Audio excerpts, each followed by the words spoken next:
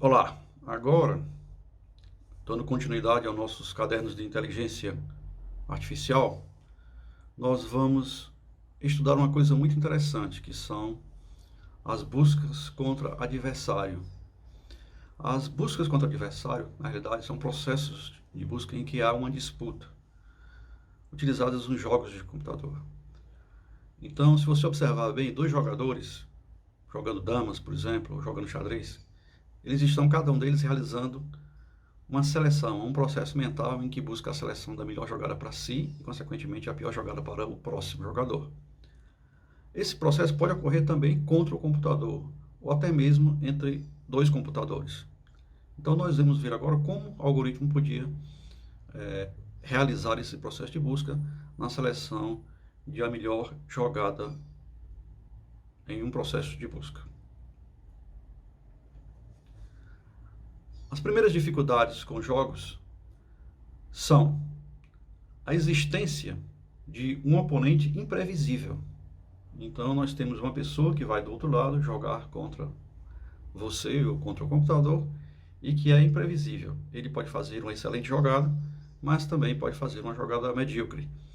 E nós não sabemos exatamente o que ele vai fazer. Nós temos que estar preparados para qualquer jogada que seja possível. Assim, cada oponente deverá estar preparado para fazer a melhor jogada possível, independente da jogada do adversário. A segunda questão é o limite de tempo. Então, normalmente você tem um limite de tempo. No xadrez, por exemplo, você pode jogar contra o relógio e verificar que você deve realizar a sua jogada o mais rápido possível. Você não tem todo o tempo do mundo para pensar e encontrar o processo de busca. O computador, obviamente, quanto mais tempo tiver, mais processamento ele pode aplicar numa busca. Porém, nós, seres humanos, muitas vezes, quando temos muito tempo, nosso cérebro não consegue mais trabalhar a partir de um certo tempo. Bom, seja por um motivo, seja por outro, nós temos o limite de tempo. Em um jogo, o processo de busca ocorre numa árvore em níveis, de forma que os níveis são duplos, ou seja, nós teremos primeiro um nível de busca para um oponente e em seguida um nível de busca para o segundo oponente. Então o que ocorre é o seguinte: nós temos um estado inicial. Vamos supor que nós vamos trabalhar aqui como exemplo, vamos trabalhar aqui com o jogo da velha, que é um jogo bem simples. Então nós temos um estado inicial vazio e nós temos as primeiras possibilidades de jogo que pertencem ao primeiro jogador. Então o primeiro jogador ele pode escolher qualquer opção do tabuleiro, porque não há nenhuma opção marcada, é a primeira jogada, e ele pode escolher qualquer jogada no tabuleiro. A seguir, ele passa a jogada para o segundo jogador. O segundo jogador, uma vez feita qualquer uma das jogadas, ele terá uma árvore de possibilidades a partir de cada uma das jogadas anteriores que o jogador fez. Então, pegando aqui a primeira, se ele jogou na primeira localização do jogo, então o segundo jogador terá 8 possibilidades. Se ele tinha 9 possibilidades, o próximo jogador terá 8. E essa atividade continua criando essa árvore até que haja a vitória do primeiro jogador, ou o empate, ou a vitória do segundo jogador. Então, o que cada jogador deve fazer? Cada jogador deve fazer primeiro, escolher a melhor jogada para si e, em seguida, escolher que essa jogada também seja a pior possível para o segundo jogador. Então, essa estratégia aqui é chamada de max-min, ou seja, um jogador, considerando que seja o primeiro, vou chamar de max, ele de alguma forma tenta maximizar o seu score, ou seja, chegar no seu score máximo, que seria a vitória. Obviamente, o segundo jogador vai tentar atrapalhar a vida de Max e vai jogar de forma a minimizar o score de Max. Então, repetindo, o primeiro jogador joga tentando maximizar o seu score, o segundo jogador joga tentando minimizar o score. E essas atividades se repetem ao longo dos níveis da árvore de busca, de forma que no final se tenha conseguido maximizar, minimizar, maximizar ou empatar.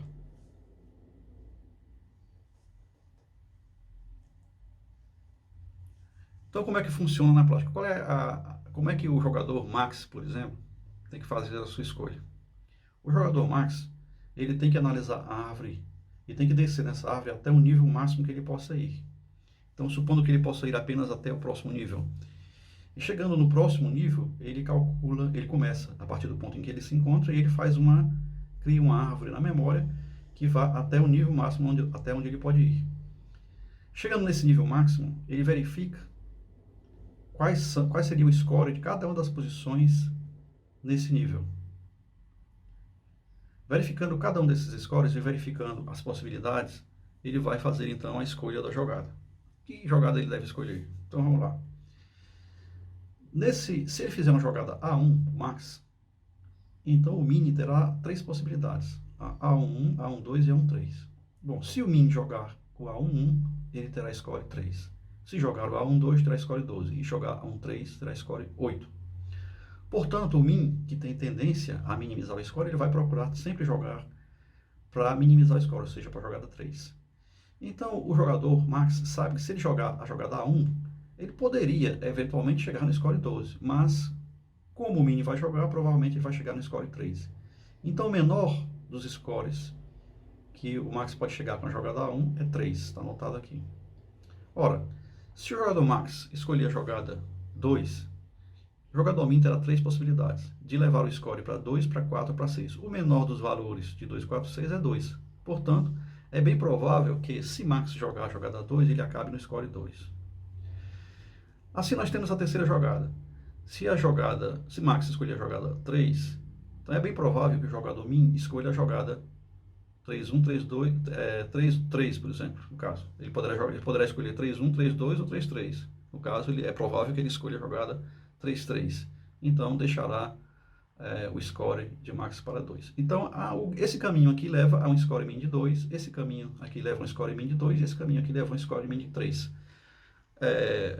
É óbvio que o max vai escolher o score min de 3.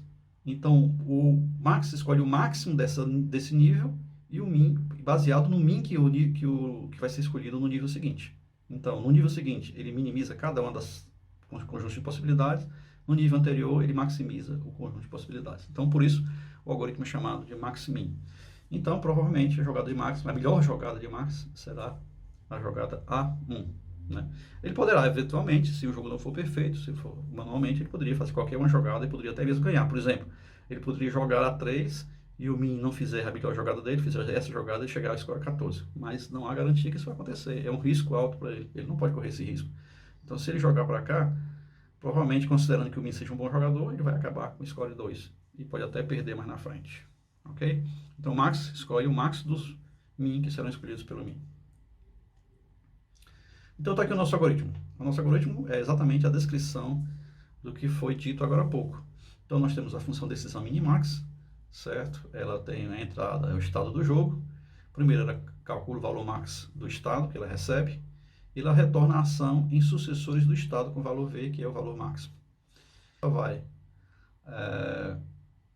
calcular o valor de max para o nível de max, né, fazendo um teste de terminal. Então, ela faz o teste de terminal, e se o teste for verdade, ela retorna a utilidade estado e acabou. Se não, ela pega uma variável, coloca um valor pequeno, suficientemente grande, e vê em sucessores dos estados, pegando sempre o max dos valores de min. Então, min vai calcular um valor, vai devolver, e max vai calcular. Então, essa aqui é a função valor max. A função valor min vai retornar exatamente o min.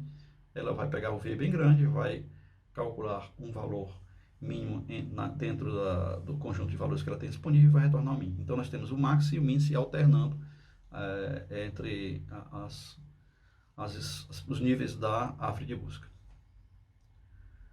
Propriedades do minimax. O minimax, ou max-min, como queiram, ele é completo. Se você tem um jogo com árvore infinita, no caso do jogo da velha, ele é completo. Saiba que o jogo da velha, um bom jogador não perde jamais, o computador não perde jamais, se for programado corretamente. Então, é completo. O algoritmo é completo. Ele é ótimo apenas se o oponente for ótimo. Então ele seguirá um caminho ótimo se o oponente também garantir que ele vai seguir um caminho ótimo, né? É óbvio. Né? De qualquer forma, ele se destina exatamente a isso. A complexidade de tempo é de B elevado a M, não é uma boa complexidade de tempo, ele gasta muito tempo. Se o problema for muito complicado, aí você vai ter problema, né? E a complexidade de espaço é pequena, B vezes M, razoável, né? Então, isso aí pode ser um problema para jogos complicados, como por exemplo o xadrez, que você tem B aproximadamente 35 e M aproximadamente 100, o que nos leva a, com o poder computacional que nós temos hoje, uma solução exata para o xadrez inalcançável, impossível de ser alcançado. Talvez com os computadores quânticos no futuro isso seja possível, mas não no momento. Tem alguma fórmula de melhorar o algoritmo Max-Min, ou Minimax, como queira? Sim. Uma forma de melhorar o algoritmo Minimax, ou Max-Min, é utilizando a chamada poda alfa-beta. A poda alfa-beta parte do seguinte princípio. A partir do momento em que eu analiso um caminho, sabendo os valores que o min vai escolher, eu já sei que aquele caminho eu terei como resultado um score de 3. Só me interessa, de aqui por diante, analisar qualquer outro caminho se esse outro caminho tiver um score maior ou igual a 3. Se eu tiver algum indicativo que esse outro caminho terá um score menor do que 3, eu já abandono o caminho. Então essa é a ideia. Então eu comecei por esse caminho aqui, esse caminho me levou a um score 3. Eu venho para o segundo caminho. Nesse segundo caminho, eu analiso a primeira possibilidade, já me deu 2. Isso quer dizer que é porque esse caminho aqui, como resultado, ele terá um score menor ou igual a 2, que vai ser a escolha de mim. Se esses outros x aqui derem menor que 2, obviamente a score dele será 2. Esse caminho não interessa mais para mim. Então eu podo a árvore, eu corto essa árvore aí, eu não vou mais analisar essa árvore, passo para o próximo nível. No próximo nível, eu escolho que a primeira possibilidade minha é 14. Isso é muito bom para o Max. Então, o Max diz, olha, esse caminho pode me dar um valor que com certeza será menor ou igual a 14, mas 14 é maior que 3, então me interessa. Eu analiso o seguinte é o 5, então já não será 14, será menor ou igual a 5, o score de mim. Mas o score máximo, sendo 5, ainda é maior que 3, então ainda me interessa. E eu analiso o seguinte e vejo que o score aqui de fato vai sair a 2. 2 é menor que 3. Então, dessa forma, eu não escolheria o terceiro caminho, já que chegou no score 2. Eu escolheria, obviamente, o primeiro caminho, que vai dar score 3. Porém, no segundo caminho, eu desprezei alguns caminhos de busca, ou seja, eu podei a árvore. Isso quer dizer que eu tive um certo processamento economizado e um certo tempo de cálculo economizado em função de ter podado a minha árvore. Tá aí o algoritmo, nada mais é do que isso que a gente acabou de falar. E temos alguns detalhes. Pode-se limitar o limite de profundidade, e é isso que se faz, porque se tem pouco tempo, ou então a árvore é muito grande, né? Então se você tem pouco tempo, a árvore é muito grande, você limita por falta de recurso computacional. Essa função de avaliação é complicada de fazer muitas vezes. Para cada jogo você desenvolve uma função de avaliação diferente, ou seja, aquela que vai dar o score do jogo. Por exemplo, no caso do xadrez, você poderia fazer assim, seria um W1 vezes F1 mais W2, F2, etc, etc, onde cada uma dessas funções seria, por exemplo, as diferenças entre rainhas brancas e rainhas pretas, peões brancos e peões pretos, torres brancas e torres pretas. E cada uma delas teria um peso. Então eu posso fazer um somatório ponderado das diferenças entre a situação do jogador A e do jogador B, seria o jogador max e o jogador min. Né? Então a função de avaliação tem que ser bem criteriosa e tem que ser suficientemente expressiva para detectar se um ganhou, se um perdeu e quem está mais próximo de ganhar e quem está mais próximo de perder. Vamos então ao código. Vamos começar agora o nosso caderno e vamos colocar aqui algumas bibliotecas que nós vamos precisar. A primeira coisa que nós colocamos aqui é um sistema de log. Nós vamos usar o login do Python para ecoar mensagens de debug. Não que isso seja absolutamente necessário, eu acho que eu fiz uma vez ainda em todos esses cadernos, a gente fez uma vez, agora eu vou fazer de novo. Você pode tirar isso aí, não é necessário, não é obrigatório, mas apenas para demonstrar mais uma das ferramentas do Python, que é uma ferramenta de log muito interessante, que evita que você, ao fazer o deploy da sua aplicação, você precise sair apagando o print que você colocou no seu código para debugar o código. Então, é uma forma de você evitar o seu trabalho, evitar muito trabalho na hora que você for fazer a entrega do seu código. Então, vamos usar o login aqui do Python, algumas funções como sys, conhecido de todo mundo, o math para cálculos, alguns cálculos, a função copy para que a gente possa fazer cópias das estruturas de dados, a função intertools para facilitar as combinações que a gente precisa fazer. Nós vamos ver mais na frente, a função random que gera números aleatórios e assim por diante. A primeira coisa que nós fazemos, configuramos o nosso log, o formato da mensagem, dê uma olhadinha no log do Python para ver qual o significado do log das mensagens, né? Isso aqui nós configuramos ela para sair no próprio notebook, então ao invés de sair no terminal de comandos, ela vai sair no próprio notebook do Python. Capturei o logger, vou chamar aqui de root, coloquei o nível dele para debug, aí você pode mudar esse nível quando você quiser, para warning, para debug, para fatal, coisas do tipo. Criei três comandinhos básicos, log info, log error, log warning e log debug. Então, dessa forma, a gente vai utilizar, ao invés de usar o tipo print, a gente vai utilizar alguma dessas funções aqui para mostrar informações na tela. Agora nós vamos colocar uma velha conhecida nossa, que é a nossa função gera tabuleiro. Aqui, ao invés de nós gerarmos um tabuleiro para as N rainhas, nós vamos gerar um tabuleiro para o jogo da velha. Ora, o jogo da velha, inicialmente, ele não vai estar marcado. Então, como é que a gente vai colocar isso numa matriz? A gente poderia colocar 0, 1, mas aqui a gente vai colocar 0 para o jogador 0, 1 para o jogador 1. Então, vamos colocar o quê? Então, eu resolvi colocar o valor known, que é um valor nulo do Python. Então, se eu executar essa função, eu vou ter aí a primeira linha non, segunda, terceira, as 3 linhas non. E aí, à medida que eu for jogando, eu vou colocando uns e zeros, dependendo do jogador que vai escolher a posição. Se a gente quiser imprimir de uma forma melhor, a gente pode colocar aqui.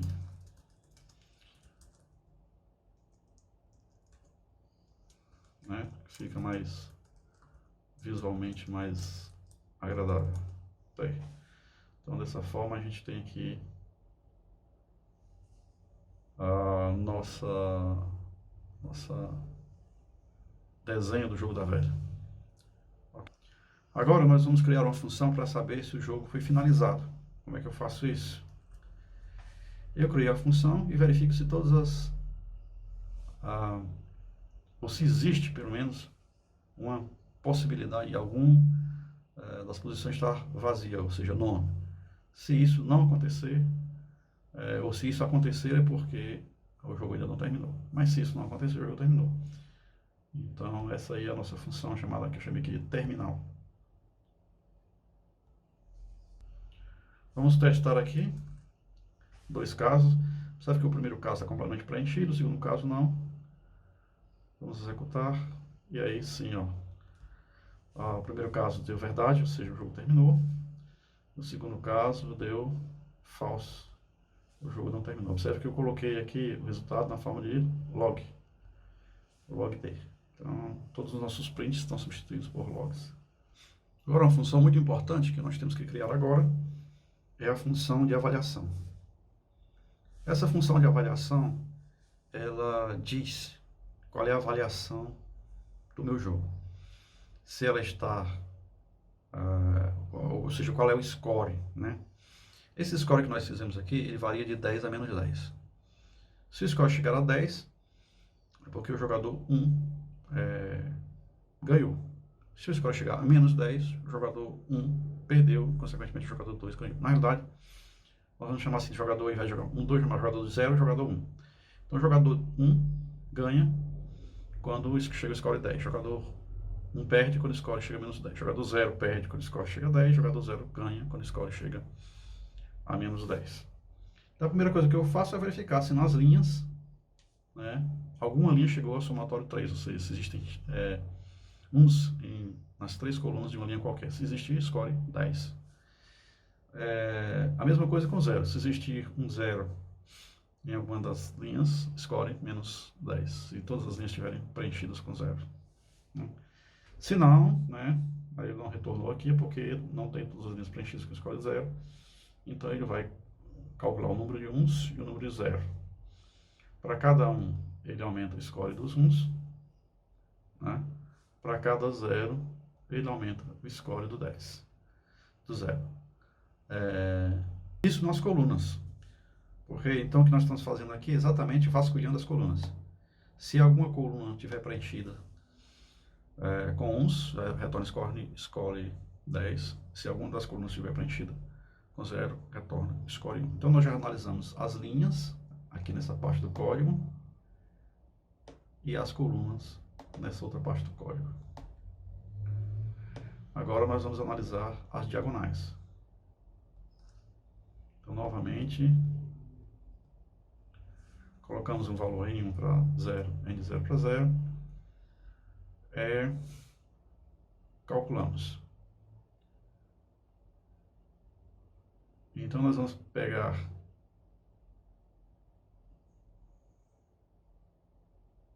calcular os valores de uns na diagonal, ou seja, no II, nos índices II. Se for em 1, nós acrescentamos o n mais 1. Se for 0, nós acrescentamos o n mais 0. Se isso chegar a 3, numa diagonal qualquer, retorna 10. Se chegar a 3 na diagonal do 0, retorna menos 10. Ok. E ainda, finalmente, um outro código para as outras diagonais que não sejam as diagonais diretas. Nós temos aqui as diagonais diretas e as diagonais inversas, que podem ser, ou seja, as diagonais que vão do canto superior esquerdo para o canto inferior direito e as diagonais que vão do canto superior direito para o inferior esquerdo. Bom, essas duas formas de verificar diagonais. Então, no momento em que ele encontra 3 números seguidos, ele retorna 10. Encontra 3 uns seguidos, retorna 10. Encontra 3 zeros seguidos, retorna menos 10. Bom, essa é a forma de calcular o score. De outra forma, né, não retornando nenhum desses valores, ela retorna 0. Então aqui nós só temos 3 possibilidades, 0, 10 ou menos 10. Okay? Então vamos testar aqui a nossa avaliação, testando várias configurações, configurações em que o 1 ganha, configurações de empate, assim por diante, algumas configurações com alguns vazios. Então tá aqui, esse aqui 1 ganha, esse aqui o 0 está na diagonal, ganha, menos 10.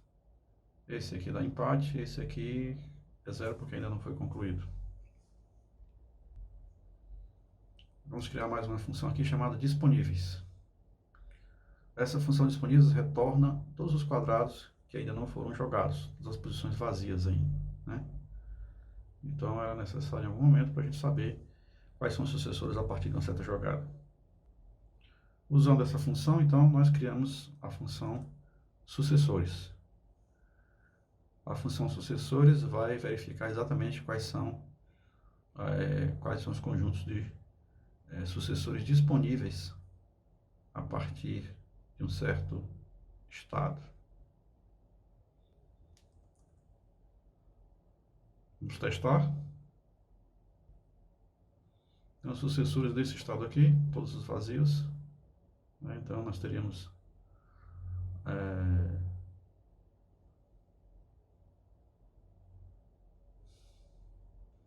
observe que nós temos aqui as 9 posições disponíveis como sucessores do estado totalmente vazio, que seria exatamente preenchendo a primeira linha, primeiro, segundo, terceiro, preencher a segunda linha, primeiro, segundo, terceiro, preencher a terceira linha, primeiro, segundo, terceiro. Então, nós temos todas as possibilidades para cada um dos casos. Então, essa função sucessora ela retorna todas as jogadas possíveis a partir de qualquer estado.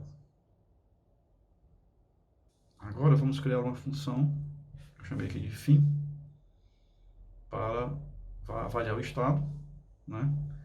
E se a resposta for 10, quer dizer que ganhou o max. Se a resposta for menos 10, dizer que o min ganhou. E se a resposta não for nenhum do outro caso, então houve um empate. Bom, vamos fazer um teste. E nesse caso, o Max teria ganhado, né?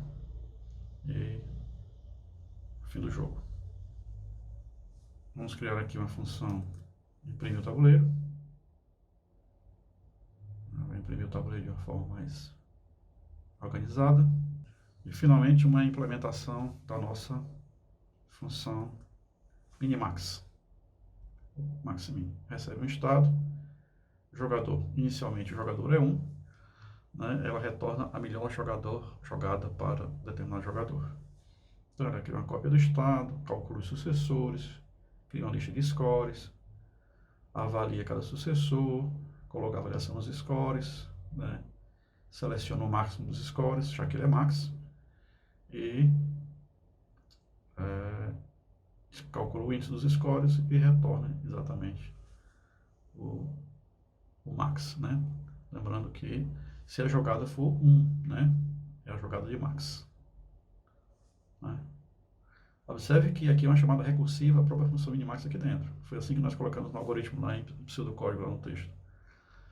Então, quando a jogada de max, ele calcula a jogada de min para o próximo nível e depois escolhe o máximo do mini, né? Escolhe o máximo do mini, max do mini. Se for o contrário, ele vai fazer o mini do max, né? Então, ele vai também avaliar, terminar se for 10 ou menos 10, né? Caso seja 10 ou menos 10, calcular o minimax para a próxima jogada, né?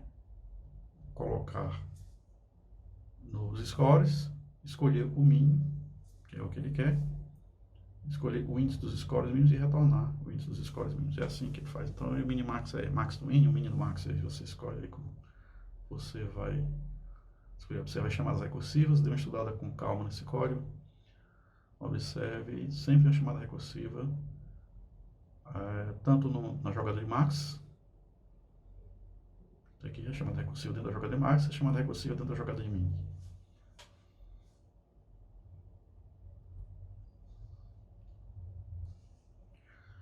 Agora, vamos criar a nossa função de jogada.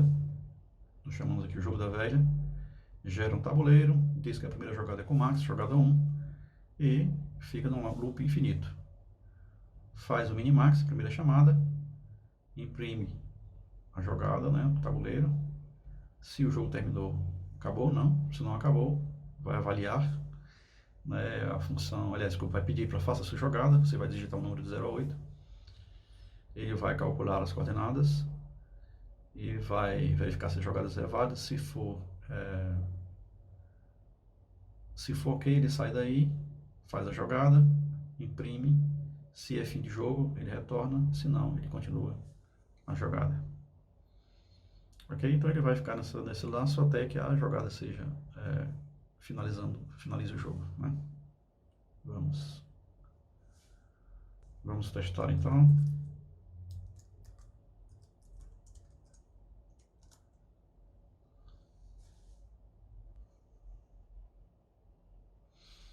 Bom, ele fez a primeira jogada, né? E obviamente agora você vai ter que fazer a sua jogada. Observe o seguinte, nós sabemos que se eu jogar no meio, eu posso até empatar a jogada, eventualmente ganhar se o jogador for ruim, mas nós estamos jogando contra o computador, com um algoritmo bem feito, então não posso esperar que o computador vai jogar uma jogada ruim, a não ser que o algoritmo não esteja bem implementado. Bom, se eu não jogar no meio, eu vou perder, né? Essa é a ideia. Então, eu vou fazer o seguinte, eu vou perder. Então, vamos jogar aqui no posição 0, posição 1, posição 2. Bom, então, eu joguei e ele já jogou para mim, ó. Ele já está aqui na coluna, ele já está fechando a coluna. Obviamente que só tem uma alternativa, senão eu perco logo agora. Só tem a opção 0, 1, 0, 1, 2, 3, 4, 5, 6. Eu só tenho a opção 6. Se eu não fizer isso, ele vai ganhar para mim. Bom, eu fechei aqui, mas aí ele tentou aqui, né? Ele tentou onde? Aqui, ele está quase fechando aqui. né? Obviamente, se eu não jogar aqui... Aliás, eu estou num encruzilhado agora. Se eu jogar aqui, ele fecha na diagonal. Se eu jogar aqui embaixo, impedindo que ele feche na diagonal, ele fecha na horizontal. Então, praticamente, foi tudo perdido. Então, vamos impedir aqui ele de jogar na diagonal. E aí, Game Over, Max ganhou. Então, esse joguinho já está implementado de uma forma que não há como eu ganhar. Será que eu consigo empatar? Então, vamos de novo.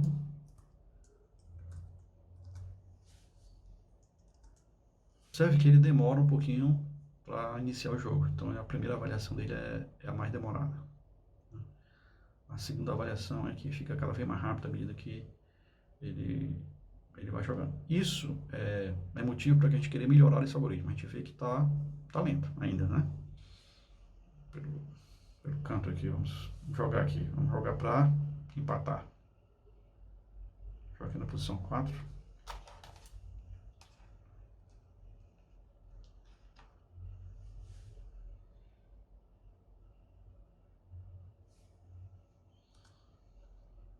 Jogou para mim.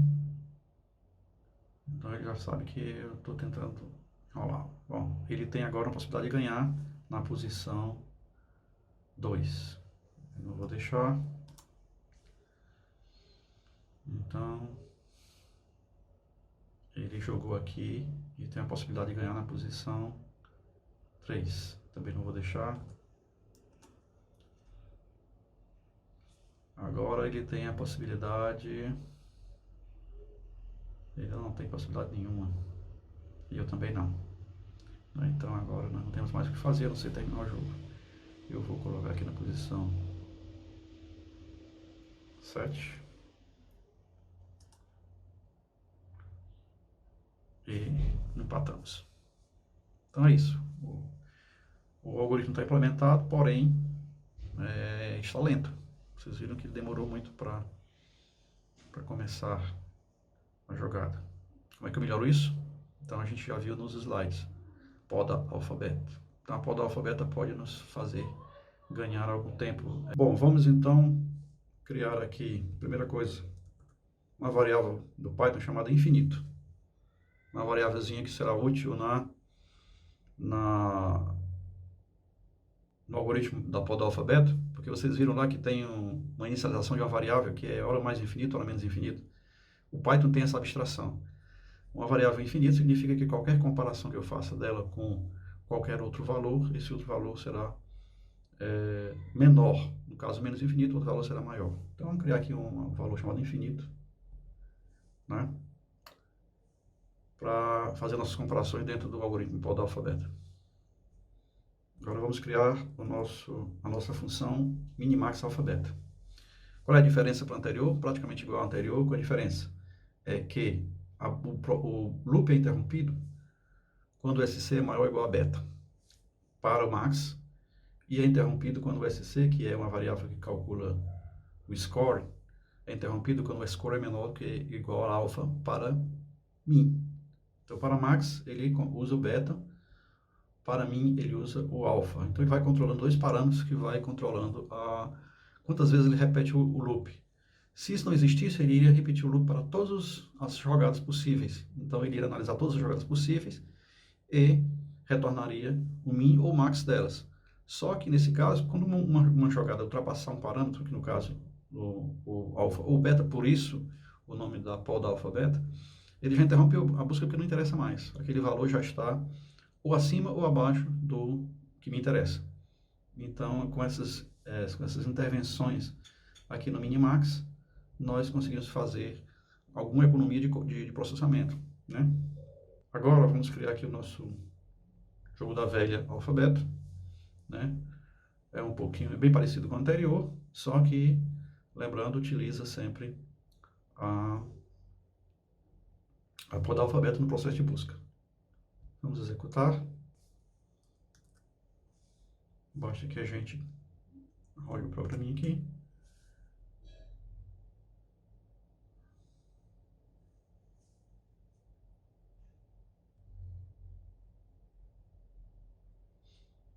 Bom, agora ele pede para a gente jogar. Vamos jogar aqui valor aqui, óbvio. A gente já sabe que a gente pode perder ou pode ganhar, mas vamos jogar aqui o 4. Vamos tentar empatar com ele aqui. Observa a resposta, foi bastante rápida. Vamos jogar agora o 2. Não permite que ele ganhe. Novamente a resposta dele é bem rápida.